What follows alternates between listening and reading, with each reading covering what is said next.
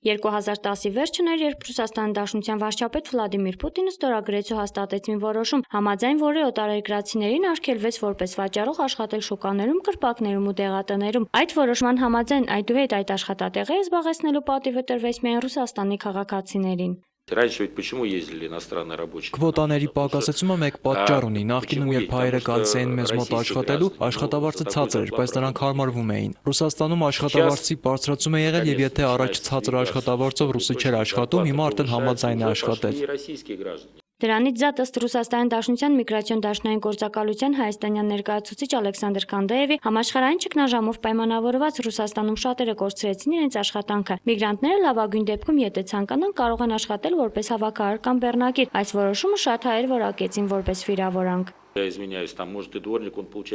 ներողություն եմ խնդրում բոլոր միգրանտներից, բայց ուզում եմ ասել, որ հավաքարարները մեր երկրում շատ բարձր աշխատավարձ են ստանում, այնպես որ Դաշնությունում հավաքարարի գործ գտնելն էլ է դժվար։ Մենք պետք է քննադատենք ոչ թե Ռուսաստանի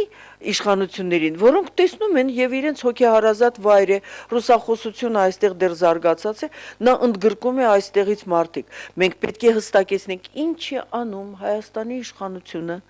որ այդ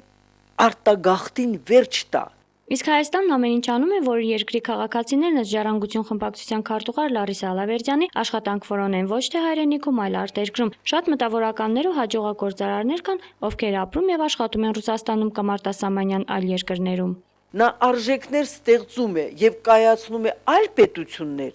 իսկ ծախսելը այդ գումարների աշխատած ծախսելը մնում է Հայաստանում, այսինքն Հայաստանում մնացած բնակչության առնվազն 1/3-ը ես կարող եմ ասել, ապրում է ինչպես ներքին տուրիստ։ Միայն տուրիստներին է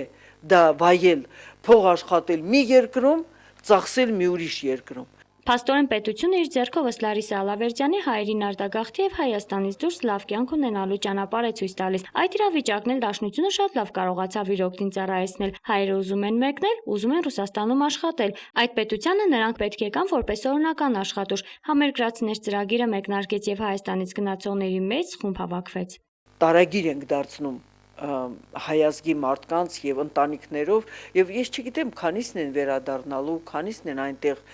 իրենց երջանկությունը գտնելու եւ մնալու։ Արմենուհի Մինասյան, Արակ Յուրեղյան, Ազդարար։